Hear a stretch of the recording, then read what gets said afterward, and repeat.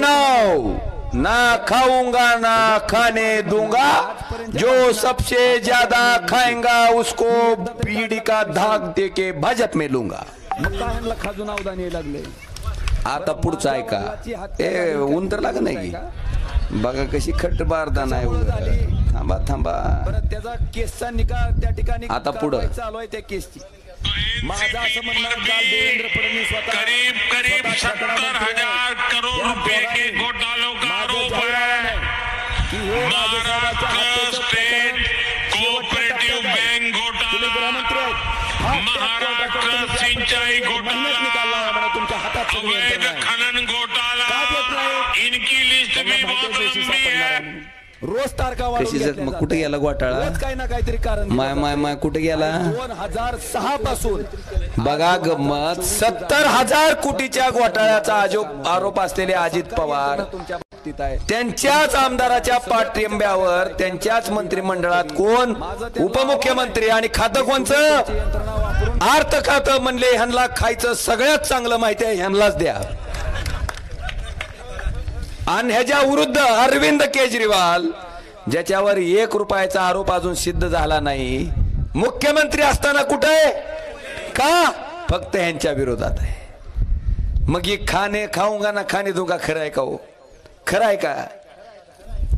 हसन मुश्रीफ, नवाब मलिक, प्रफुल्ल पटेल त्या ठिकाणी अजित पवारांच्या गटात गेल्या सगळ्या ईडीच्या चौकशा. प्रताप सरनाईक, भावनाताई गवळी नाही. अरे हाणलेलं गाबाळ वाचलं तीच मोठी गोष्ट आहे. पण ह्यांच्या चौकशा मग ही बरोबर आहे का हो? आता पुढचं थांबा. आता शिक तर एवढं झालंय. आता पुढची गंमत खरी आहे. 70,000 कोटीचा घोटाळा काय कराल ते बघ.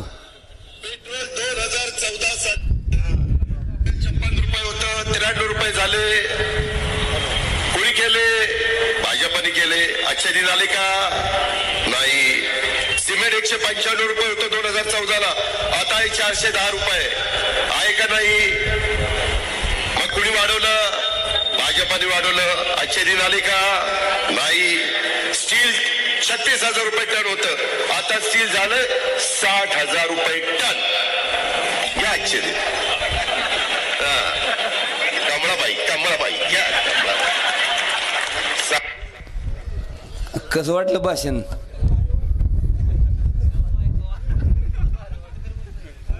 आता ही लोक सगळी मिळून आपल्याला असं समजायलेत का आपण धोत्रावर इन करताव. म्हणजे आपल्याला काय अकल नाही, काय कळतंय ते ह्यांनाच कळतंय.